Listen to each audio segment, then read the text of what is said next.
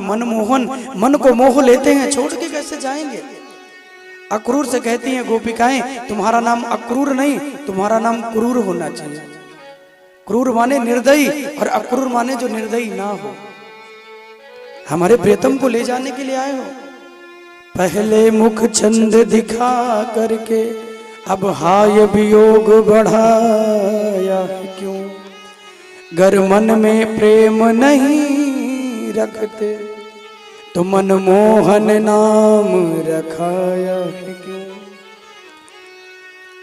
आज माता यशोदा जब सुनती हैं कि अक्रूर कृष्ण को ले जाने के लिए आए हैं, माता ने भोजन नहीं लिया, मैया जल नहीं पीती है, कमरों में आके कमरों को बंद करके मैया बैठ गई। और जब कमरों को बंद करके मैया बैठी तो मैया ने न जल लिया न भोजन लिया, रोती है। भगवान अपनी माँ को मनाने के लिए आए। अपनी माँ के चरण को जब बैठ के दबाने लगे, भोजन कराना चाहते हैं, लेकिन यशोदा जी ने मना कर दिया।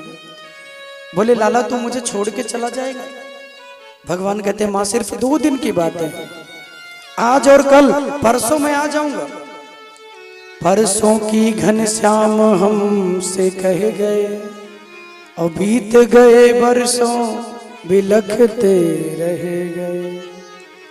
परसों कह करके गए लेकिन बरसों बीत गया, भगवान आए नहीं लौट के। यशोदा जी कहती हैं लाला तू वहां जाके मुझे भूल तो नहीं जाएगा।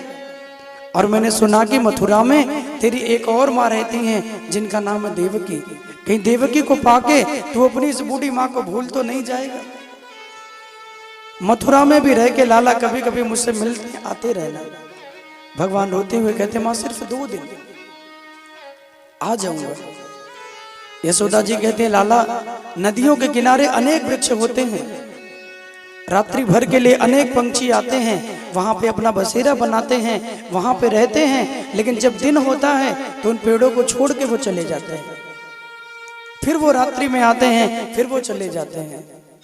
आवागमन तो यशोदा जी कहती है एक चक्र है, जो जाएगा वो आएगा, लेकिन जो छोड़ के जाते हैं वो कब आएंगे ये कोई नहीं जानता। ऋतु भी भगवान के पास बैठी है, माता के चरण भगवान दबाने लगे। आज रोते हुए नंद बाबा है और नंद बाबा रोते हुए कहते हैं अरे यशोदा, जिस कृष्ण को तू अपना पुत्र मानती है, क्या तुझे मालूम है तेरा ये बेटा स्वयं नारायण है, स्वयं भगवान है। माँ के चरण को भगवान दबा रहे थे, मैया ने अपने चरणों को खींच लिया और चरण खींचकर मैया कहती है लाला जाने अनजाने अगर कोई अपराध हो गया हो तो मुझे क्षमा करना। मैंने तुझे मारा भी, तुझे पीटा भी, तुझे उखल से बांध दिया, सारा दिन तुझे भोजन नहीं दिया, अपना बेटा मान के मैंने तेरी सेवा की है।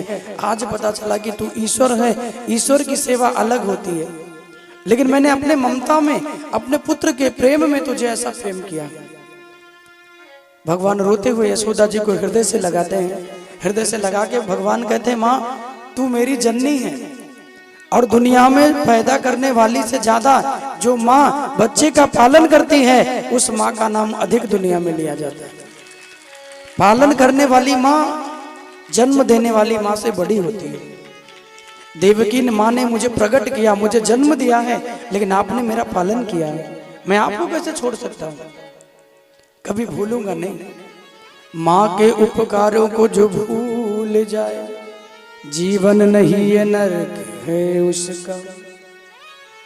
भगवान पुत्र बने तो कैसा प्रेम करते, लेकिन आजकल के बच्चों को देखें, माता पिता बूढ़े हो गए तो बच्चे तुरंत अलग हो जाते हैं। अपने माता पिता के बुढ़ापे में उनका सहारा नहीं बनते। देवी जी आई लक्ष्मी जी तो लेके चली गई, पप्पू को ले लिया, पप्पू को, जबकि माता पिता को अपने बच्चे का ही बुढ़ापे में सहारा होता है। इसीलिए कहते हैं माँ और बाप के आंखों में 2 ही बार आंसू आते हैं। एक बार जब वो अपनी बेटी की विदाई अपने घर से करते हैं तब वो रोते हैं, और जब बुढ़ापे में उनका बेटा उनका साथ छोड़ देता है तब वो रोते हैं। सिर्फ 2 बार। आज भगवान अपनी माँ से कितना प्रेम करती है। आजकल इसलिए कहते हैं हर बच्चे को भागवत रामचरितमानस सुनना चाहिए, पढ़ना चाहिए। ये पढ़ेगा तो उसे पता चलेगा उसको जीवन में कैसे सेवा करनी है। एक माँ अपने 5 बच्चों को बर्तन मांज के पाल लेती है, बड़ा करके लायक बना देती है, लेकिन वो 5 मिलकर अपने एक माता पिता की सेवा नहीं कर पाते। माज लेती है 5 बच्चों को माता बर्तन माज कर, बर्तनों को धुल के अपने पुत्र का पालन कर लेती है, गरीबी में जी के अपने बेटे को बड़ा कर लेती है। लेकिन वही पुत्र जब बड़ा होता है और माँ को बाप को बेटे का सहारा होना हो तो वो सहारा छोड़ देता है। लेकिन ऐसी औलाद कभी दुनिया में सुखी नहीं होती भैया। इसलिए मैं हर किसी से निवेदन करूंगा, आपके माता पिता हैं तो समझना भगवान ही आपके पास बैठे हुए हैं। उनकी जितनी सेवा कर लोगे, जितना उनको सम्मान कर लोगे, समझो भगवान की सेवा कर रहे हो। मैं हमेशा इस बात को कहता हूं, माता पिता का स्थान भगवान के ही समान है। कोई अपने माता पिता को प्रेम न करे, सम्मान न दे और जाके बाहर गरीबों को भंडारा कराए, जिवाए, तो उस भंडारे का भोग भगवान नहीं लेते हैं। भगवान कहते पहले तेरे घर में तू अपने माता पिता को प्रसन्न कर ले तो घर बैठे तुझे चारों धाम का फल मैं दे दूंगा, लेकिन उनको प्रसन्न कर ले। लेकिन आजकल की औलाद ऐसी, आजकल की औलादें ऐसी नहीं है जो अपने माता पिता को प्रेम करे। वो तो जब तक स्वार्थ है, माता पिता के पास धन है, तब तक प्रेम क्या, बुढ़ापे में कोई सहारा नहीं बनता। इसीलिए कहते हैं कि 50 की उम्र के बाद केवल और केवल भजन में ही मन लगाना चाहिए, क्योंकि ये अंतिम पड़ाव चल रहा है। यहाँ पे कोई परिवार का व्यक्ति साथ नहीं देगा। बुढ़ापे में काया और निर्धन